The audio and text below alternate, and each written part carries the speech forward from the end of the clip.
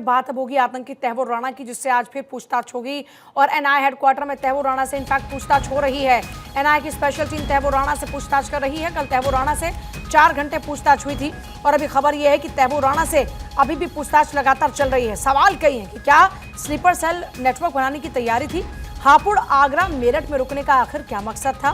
तैमूर राणा से एनआईए की पूछताछ में कई राज बाहर आ सकते हैं। मुंबई हमले से ठीक पहले 13 नवंबर 2008 से 21 नवंबर 2008 के बीच में तैमूर राणा ने भारत का दौरा किया। समुद्र के रास्ते 10 पाकिस्तानी आतंकियों ने मुंबई में 26 नवंबर 2008 की शाम को 12 जगहों पर गोलीबारी और धमाके किए थे।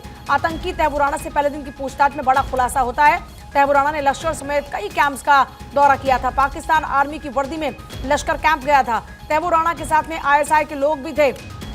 सोर्सेज के हवाले से मिल रही यह बड़ी जानकारी है और इंदर हमारे साथ में इस वक्त जुड़ रहे हैं। इंदर का सीधे रुख करते हैं। इंदर, आतंकी तैमूर राणा से लगातार पूछताछ का सिलसिला जारी है। इस बीच सबसे बड़ी बात यह कि आईएसआई के संपर्क में, पाकिस्तान आर्मी के संपर्क में पहुंचा और फिर वारदात को अंजाम देने में किस तरह से भारत में अपनी भूमिका निभाता है, इस पर से राज अब खुलते नजर आ रहे हैं।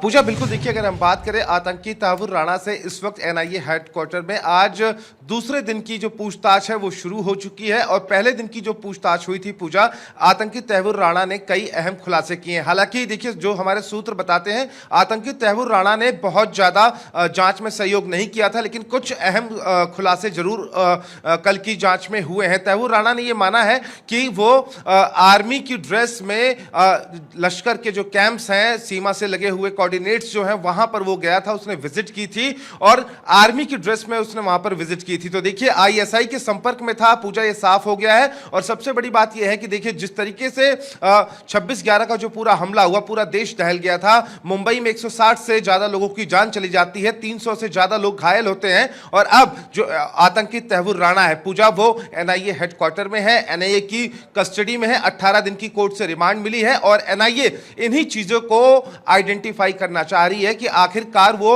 लोकल कोऑर्डिनेट्स कौन कौन थे जो लोग उसकी मदद कर रहे थे, क्या वो स्लीपर सेल्स अभी भी भारत में एक्टिव हैं और कौन कौन है और कहां कहां है। तो परतें कई सारी खुलने वाली हैं धीरे धीरे, जैसे जैसे जांच का दायरा आगे बढ़ेगा और रिमांड, मुझे लगता है कि जब दोबारा इसको कोर्ट में पेश किया जाएगा पूजा, तो एक बार फिर एनआईए रिमांड लेने की कोशिश करेगी, क्योंकि देखिए, भारत का मोस्ट वांटेड आतंकी है और ऐसे में 26/11 के हमले को लेकर अब एनआईए उससे पूछताछ कर रही है। सबसे बड़ी बात यह है कि देखिए, आज दूसरे दौर की जो पूछताछ है वो शुरू हो चुकी है और तैमूर राणा जो है वो जांच में बहुत ज्यादा सहयोग नहीं कर रहा है, लेकिन कहीं ना कहीं कुछ अहम खुलासे हो रहे हैं। देखिए, जिस तरीके से सूत्रों के हवाले से ये बड़ी खबर निकलकर सामने आई है कि वो आईएसआई एजेंट्स के साथ लश्कर के कैंप्स में गया था, तो कहीं ना कहीं एनआईए ये आइडेंटिफाई करना चाह रही है कि सीमा से लगे हुए वो कौन कौन से कोऑर्डिनेट्स हैं जहां पर लश्कर के कैंप्स हैं, तो वहां पर भी कार्रवाई की जा सकती है आने वाले समय में। लेकिन इस वक्त एनआईए हेडक्वार्टर में तैमूर राणा से पूछताछ हो रही है।